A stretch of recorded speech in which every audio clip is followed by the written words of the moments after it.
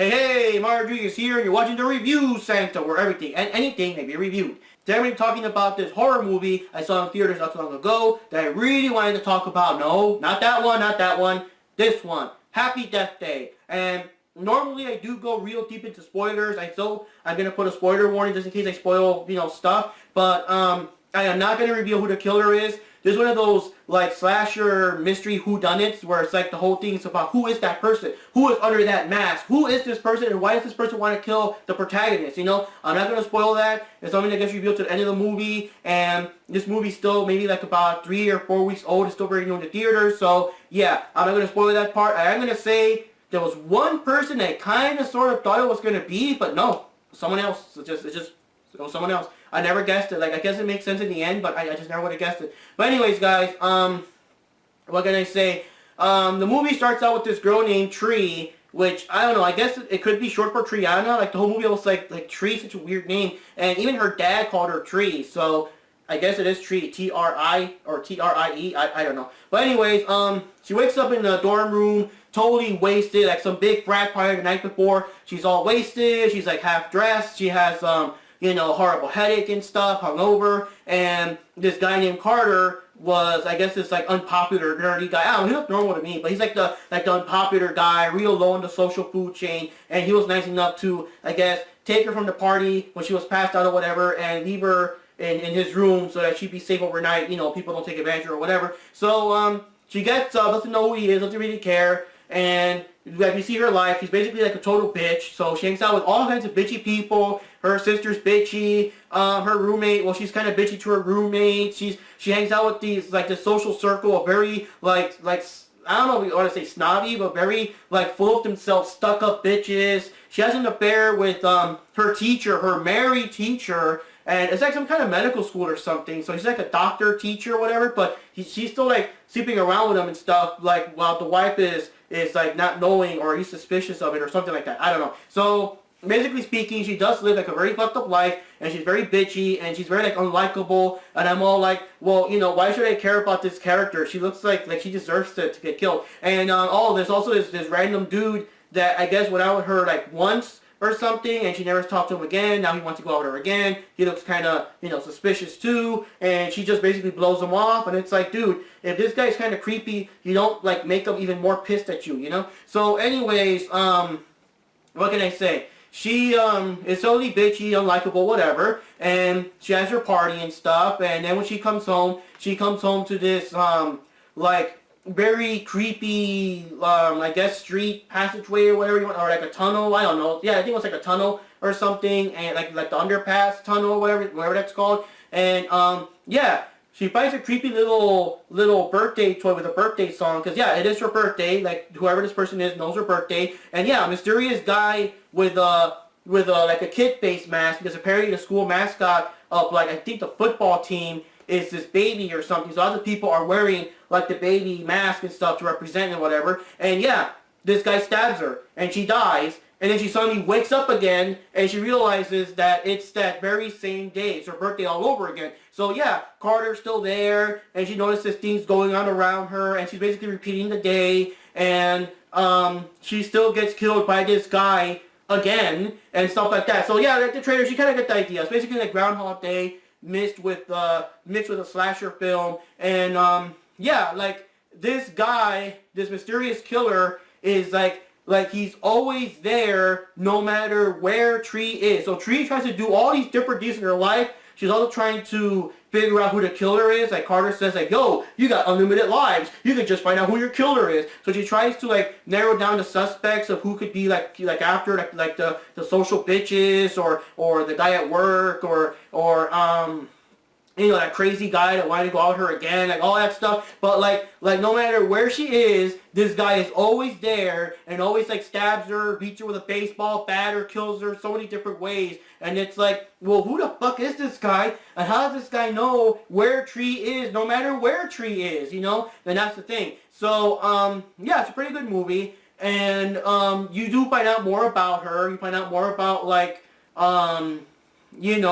like who she is and why she acts the way she does. She's got a bit of personal baggage she has to kind of let go of, and of course, like most of these movies, like these kind of Groundhog Day movies do, like as each day passes by, she learns to appreciate life more and act nicer to people, and learn it's not important to be, I guess, the alpha bitch. She could still, you know, be nice to people and appreciate people. The usual stuff you see in these movies, you know. And, yeah, like, what can I say? Near the end, of course, she does a couple of things, and she finally finds out who the guy is at the very, very, very end of the movie, after she, you know, changes her life around. She acts better to her dad. She's not gonna hang out with those bitchy girls anymore. She treats Carter better. Now, the weird thing about Carter is, like, I guess he was just doing a good deed. I guess he just took her to his dorm room when she was knocked out. There was actually a scene where she thought that maybe he messed around on her while she was out. And he's like, no, whoa, dude, no, I just left you there to sleep and whatever. But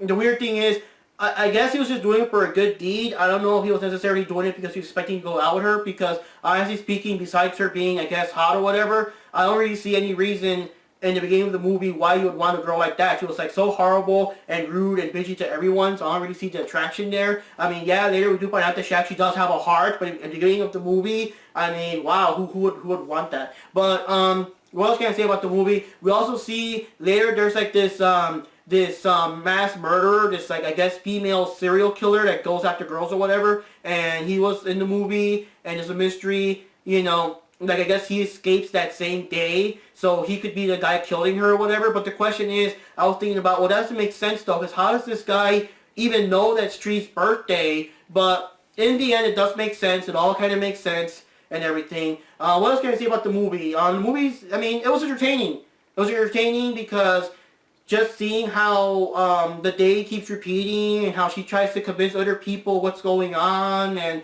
so we kind of see how her life plays out. Now we kind of see how it plays out in different ways because she's trying to change things, and you know, the mystery about this killer is just everywhere. He's just fucking everywhere. There was like this one scene where she was in a party in this creepy guy's room that has all these like fluorescent lights and disco and stuff like that, and he dressed up as the guy because, again, it's a popular mascot, so a lot of people are wearing that mask, and she thought it was the guy. And whenever she was, like, I guess, distracted looking the other way or whatever, the real killer comes in and kills the guy and puts the mask on, and whenever she turns around, she sees that that's the killer because the guy's dead on the floor, and the killer stabs her, and it's just like, it's like, it doesn't matter where she is. She's at home, she's at work, she's at that party, she's like, wherever she is, this guy is always fucking there, man. And just like that scene, like you see in the trailers, a scene where the car crashes into her and the gasoline's pouring and the dude just throws out like a match to light it up, and she's like, oh fuck, before the whole car just